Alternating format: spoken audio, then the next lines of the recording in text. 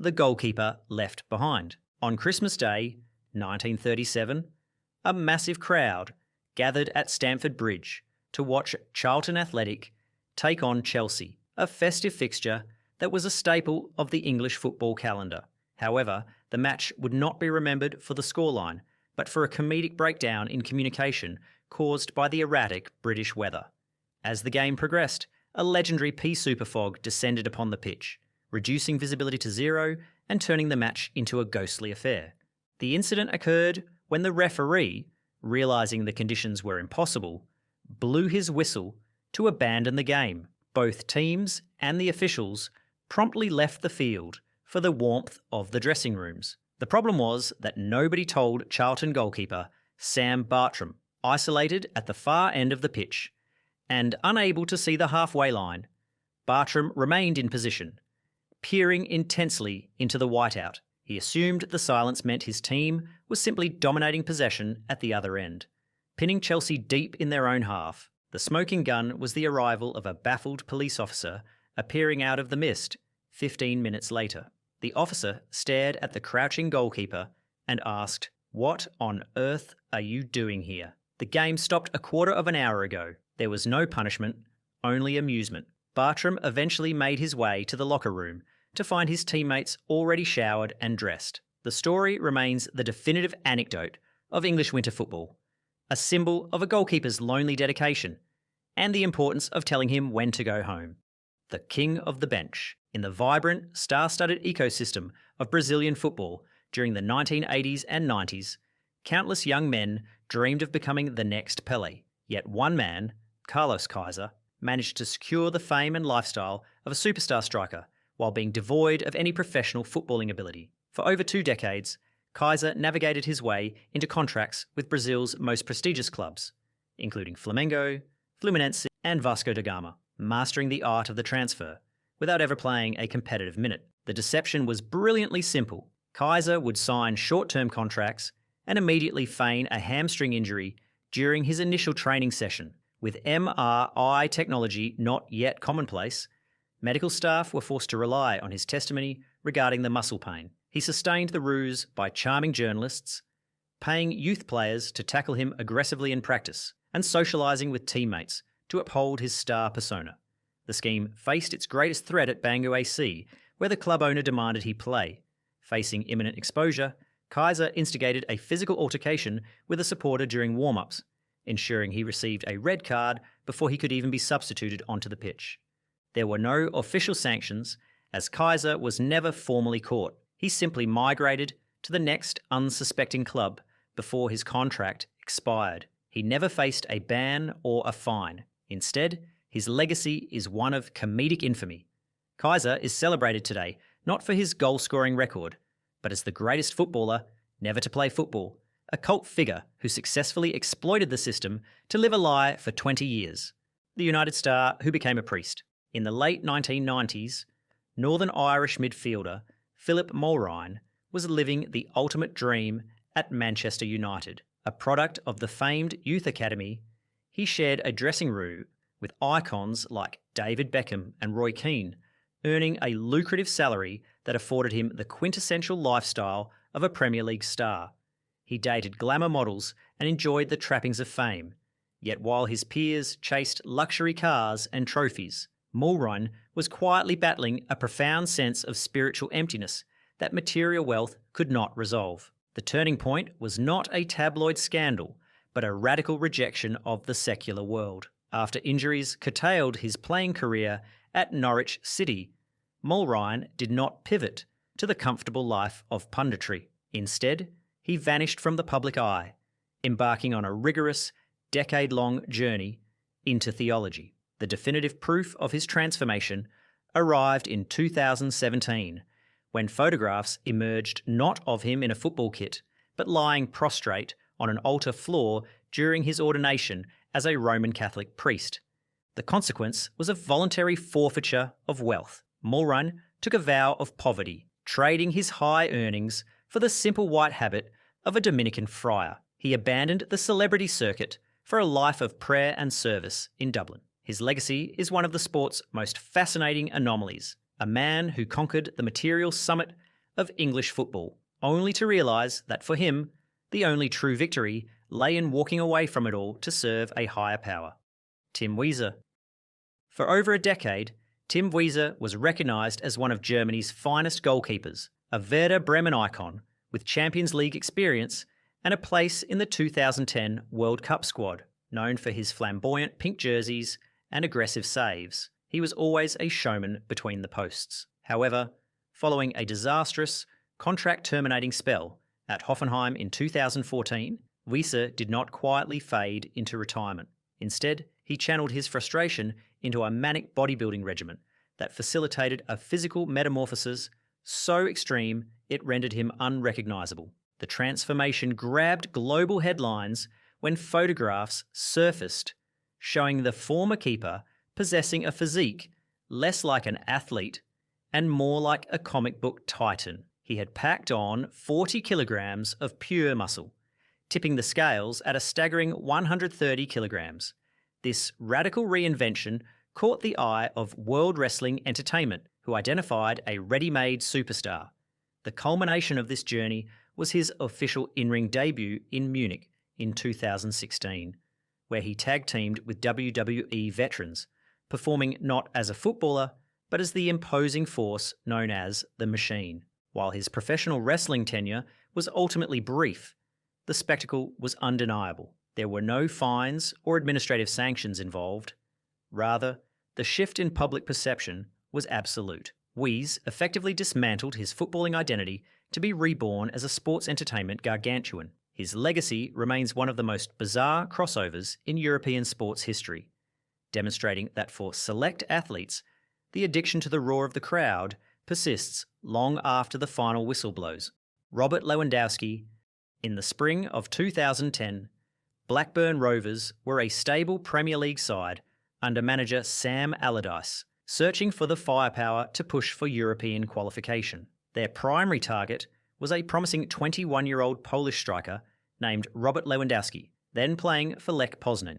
Terms were essentially agreed, and Lewandowski was booked on a flight to Lancashire to tour Ewood Park and finalise a move that would have brought one of the world's future greats to the north of England. The transfer collapsed, not due to financial disagreements or a failed medical, but because of an unforeseen geological event. The eruption of the Eyjafjallajökull volcano in Iceland spewed a massive ash cloud that grounded air traffic across the entire continent. With Lewandowski's flight cancelled and the striker stranded in Poland, German club Borussia Dortmund, who had been monitoring the situation remotely, seized the opportunity.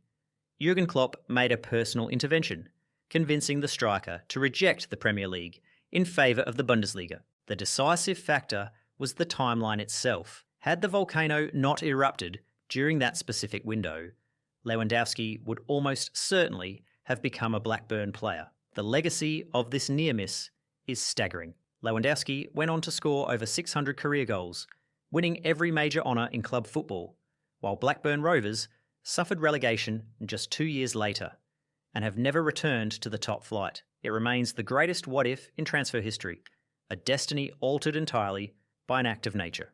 Tottenham Hotspur and Lasagna Gate. In May 2006, Tottenham Hotspur stood on the precipice of a historic power shift in North London. Under manager Martin Jol, the club was just one win away from breaking the Big Four monopoly and securing Champions League football at the expense of their bitter rivals, Arsenal.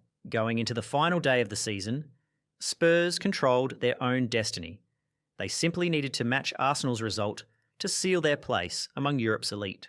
But the dream descended into a gastrointestinal nightmare at the Marriott Hotel in West India. The night before the crucial fixture against West Ham, 10 first-team players were struck down by a sudden, violent illness. The common denominator was that they had all consumed the hotel's lasagna. As players suffered throughout the night, club officials pleaded for a match postponement, but the Premier League refused. A severely dehydrated and compromised Spurs squad was forced to take the field, with players reportedly ill in the dressing room moments before kickoff. The suspicion focused on the timing and specificity of the outbreak, while official health reports later attributed the illness to a norovirus, Players like Jermaine Genus have long insisted it was sabotage, fueling the urban legend that a rogue chef and Arsenal supporter had tampered with the meal. The consequences were catastrophic.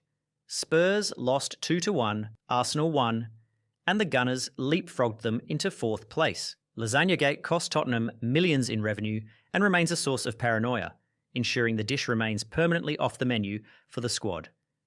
Harry Redknapp.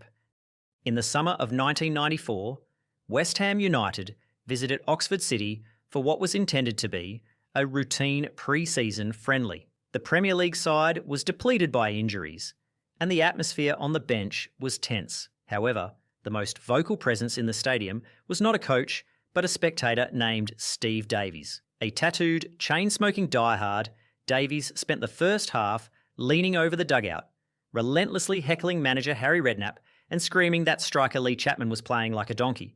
The situation descended into the realm of the surreal when Redknapp, running out of fit players, turned to the heckler. He famously asked, "Can you play as good as you talk?" Davies was stunned, but accepted the challenge. He was ushered into the dressing room, squeezed into a kit, and sent onto the pitch to replace the very striker he had been criticising. It remains the singular instance in professional football where a fan was literally substituted into a match by the manager he was abusing. The climax of the absurdity was the performance itself. Against all odds, the untrained amateur managed to keep pace and even put the ball in the net, celebrating the goal of a lifetime before the assistant referee raised his flag for offside. There were no fines or administrative sanctions for this breach of protocol. Instead, the legacy is one of football's greatest anecdotes, capped by Redknapp's dry post-match assessment that Davies was, in fact, better than the real striker.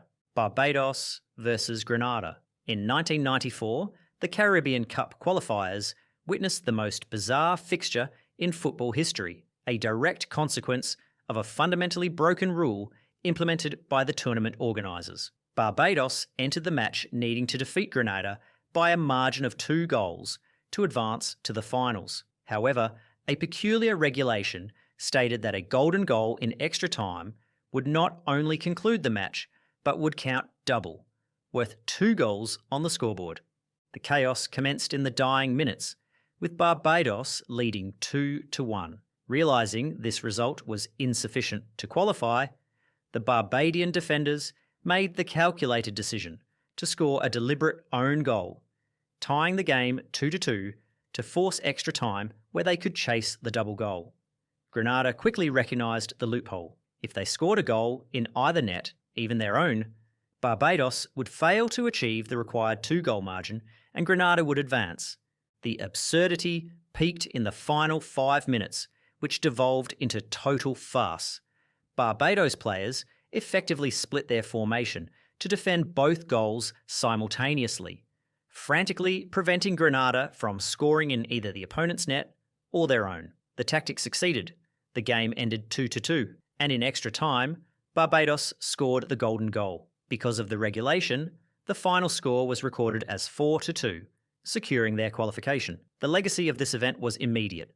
The double goal rule was abolished forever, remembered as the day a team had to defend the opponent's goal to secure victory. The disgrace of Stamford Bridge. In May 2009, Chelsea hosted Barcelona in the Champions League semi-final, aiming to secure a second consecutive All-English final against Manchester United. Under Gus Hiddink, the Blues executed a flawless tactical game plan, physically overpowering the Spanish giants and taking an early lead through Michael Essien. However, the match is not remembered for the football, but for a refereeing performance by Tom Henning Overbrew that many fans believe was a calculated attempt by UEFA to prevent a repeat of the previous year's final pairing. The controversy stemmed from 4 separate, egregious penalty appeals that were waved away by the Norwegian official. 2 clear handballs in the box by Gerard Piqué and Samuel Eto'o, along with fouls on Didier Drogba and Florent Malouda, were ignored, leaving the Chelsea players incandescent with rage. The conspiracy theory suggests that UEFA, desperate for commercial diversity and the marketability of Lionel Messi, instructed officials to ensure Barcelona reached the final in Rome. The situation reached a boiling point when Andres Iniesta scored a stoppage-time equaliser, sending Barcelona through on away goals despite managing only one shot on target. The defining image of the night was the post-match chaos. Broadcast live to the world, Didier Drogba, flip-flops in hand, pursued the referee down the tunnel before screaming directly into a television camera. Evrebu later admitted it was not his best day, but the admission did little to quell the fury. He received death threats for years and was smuggled out of the country under police protection. The match remains the touchstone for accusations of bias in European football, cited by Premier League fans as proof that the powers that be manipulate results to suit the narrative. The holy water scandal. In the round of 16 at the 1990 World Cup, the bitter rivalry between Brazil and Argentina descended to a sinister new low. Brazil was thoroughly dominating the encounter in Turin, bombarding the Argentine goal, while the reigning champions appeared sluggish and overwhelmed. During a stoppage in play for an injury, the Argentine medical staff rushed onto the field with water bottles to hydrate the players in the searing heat. Amidst the chaos, Brazilian defender Branco requested a drink, a simple plea that would allegedly seal the fate of the match. The controversy centred on the specific contents of the container Branco was given. He claimed he was handed a distinctive green bottle, whereas the Argentine staff drank exclusively from clear ones. Almost immediately after consuming the liquid, he began experiencing dizziness, drowsiness, and heavy limbs, stating he couldn't run. The corroboration of the conspiracy arrived years later via a gloating confession. In a television interview, Diego Maradona laughed while suggesting the water had been laced with Rohypnol, a tranquilizer, by the team doctor to neutralise the Brazilian threat. The tactic proved decisive. A disoriented Branco lost his defensive assignment, allowing Maradona to assist Claudio Caniggia for the winning goal against the run of play. While the Argentine Football Association officially denied the allegation, coach Carlos Bilardo fueled the suspicion with a cryptic non-denial. "I'm not saying it didn't happen." The incident, known as the bidon bottle scandal, stands as perhaps the most brazen example of the dark arts in football history, a moment where a team effectively drugged an opponent to secure a World Cup victory. The Disgrace of Gijón. In the summer of 1982, the World Cup in Spain faced its greatest ethical crisis during a group stage fixture between West Germany and Austria. The stakes were mathematically precise. A 1-0 victory for West Germany would ensure both European neighbours advanced to the next round, cruelly eliminating the tournament's surprise package, Algeria. What unfolded in Gijón was not a football match, but a cynical conspiracy executed in plain sight. After Horst Hrubesch put West Germany ahead in the 10th minute, the competitive spirit evaporated. Realising the scoreline suited both parties, the teams entered an unspoken non-aggression pact. For the subsequent 80 minutes, players aimlessly circulated the ball within their own halves, refusing to tackle, sprint, or cross the midfield line. The defining imagery of the scandal was the visceral reaction from the stands. Neutral Spanish spectators waved white handkerchiefs in protest, while Algerian fans brandished banknotes at the pitch, screaming "fix" at the colluding athletes. Because no specific regulation was technically violated, FIFA was powerless to issue fines or suspensions. However, the moral condemnation was universal. German commentators refused to speak on air, and the global press labelled it a day of shame. The legacy of the Disgrace of Gijón was a permanent alteration to the sport's structure. To prevent such collusion from recurring, FIFA mandated that the final 2 matches of every group stage must be played simultaneously, a rule that endures to this day as a direct consequence of that shameful afternoon, the Nike and Ronaldo conspiracy. In the summer of 1998, Brazil stood as the undisputed kings of world football, led by the 21-year-old global icon Ronaldo. El Fenomeno was not merely a striker. He was the centrepiece of a revolutionary $160 million sponsorship deal between the Brazilian Football Confederation and Nike. However, the dream final against France descended into chaos hours before kickoff, when Ronaldo suffered a terrifying convulsive fit in the team hotel, losing consciousness in front of his panicked teammates. The controversy erupted when the official team sheet was distributed to the media, shocking the world by listing Ronaldo as absent. Yet, just minutes before the match, a revised lineup appeared with his name reinstated. Visibly dazed and lethargic, Ronaldo was a shadow of his usual self, and a distracted Brazil collapsed to a humiliating 3-0 defeat. The central suspicion focused on the medical irresponsibility of fielding a player who had suffered a seizure hours earlier, fueling immediate accusations that the decision was driven by commercial obligations rather than sporting logic. The theory that Nike executives pressured the coaching staff to play their most marketable asset became so intense that it triggered a government intervention. The Brazilian Congress launched a parliamentary commission of inquiry, summoning team doctors, coaches, and Ronaldo himself to testify regarding potential corporate interference. While no definitive proof of coercion was uncovered, the incident remains the World Cup's darkest conspiracy theory, forever casting doubt on whether the lineup was selected by the manager or the sponsors. 2002 World Cup conspiracy. In the summer of 2002, South Korea co-hosted the World Cup, a tournament designed to expand football's commercial footprint in Asia. The host nation, dubbed the Red Devils, achieved an unprecedented sporting miracle by reaching the semi-finals, eliminating traditional powerhouses Italy and Spain. However, what should have been the ultimate underdog story is remembered by many as the most controversial run in tournament history, fueled by persistent accusations that the integrity of the competition was compromised to ensure the hosts' success. The controversy centred on a sequence of inexplicable officiating decisions during the knockout rounds. Against Italy, referee Byron Moreno, who was later imprisoned in the US for heroin smuggling, became a figure of infamy, ejecting star Francesco Totti for a contentious simulation call and disallowing a valid Italian golden goal. The scandal escalated in the quarter-final against Spain, where officials disallowed 2 legitimate Spanish goals, including one instance where the linesman erroneously flagged the ball out of play, despite replays confirming it was clearly in bounds. The core suspicion arose from the statistical improbability of one team benefiting from so many game-changing errors in consecutive elimination matches. While FIFA vehemently denied any conspiracy, accusations regarding company men referees remain prevalent. The legacy of 2002 is a bitter divide. For South Korea, it was a summer of national pride. For European giants, it stands as the stolen tournament, where the fairness of the sport was allegedly sacrificed for television ratings and market expansion. The Bebe mystery.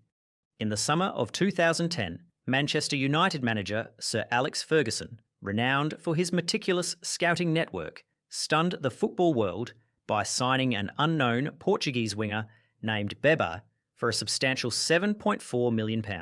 The narrative was initially framed as a fairy tale. Bebe had grown up in a homeless shelter and had been playing street football just months prior.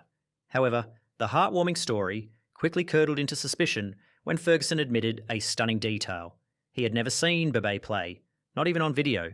It was the singular instance in his 26-year reign where he sanctioned a signing blind. The prevailing theory suggests that Bebe was not a sporting acquisition, but a financial vehicle. Critics and investigators have long suspected the transfer was a payoff or a favour to super agent Jorge Mendes, potentially to settle debts or facilitate relations regarding other high-profile clients like Cristiano Ronaldo or Nani. The player himself appeared woefully unprepared for the Premier League, looking like an amateur during his brief cameos, which only deepened the mystery of why one of the world's biggest clubs had purchased him. The definitive anomaly was the money trail. Portuguese police later investigated the transfer as part of a wider corruption probe, revealing that a staggering £3.6 million of the fee, nearly 50%, went directly to Mendes' agency rather than the selling club, Vitória de Guimarães.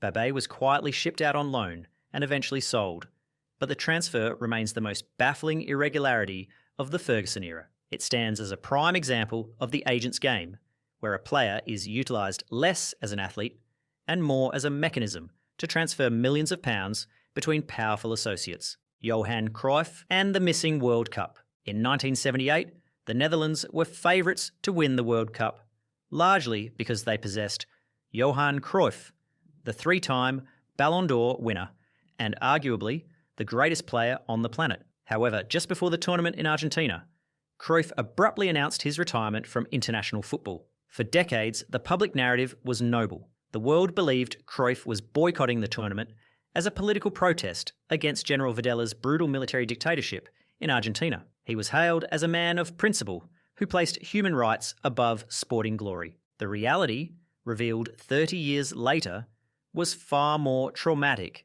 than political. In a shocking radio interview in 2008, Cruyff confessed that his absence was actually due to a violent kidnapping attempt at his home in Barcelona months prior. Armed men had entered his apartment, held a rifle to his head, and tied up his wife in front of their children. The smoking gun was the psychological aftermath. Police protection was required for his children to attend school, and Cruyff realised he physically could not leave his family alone for a month to travel across the ocean. The revelation rewrote the history of 1978. The Dutch went on to lose the final to Argentina in extra time, a match many believe they would have won with Cruyff. There was no administrative punishment, but the personal cost was the surrender of a likely World Cup title. The story stands as a sombre reminder that athletes are human beings first. While the world debated politics, the world's best player was simply a father too terrified to leave his home.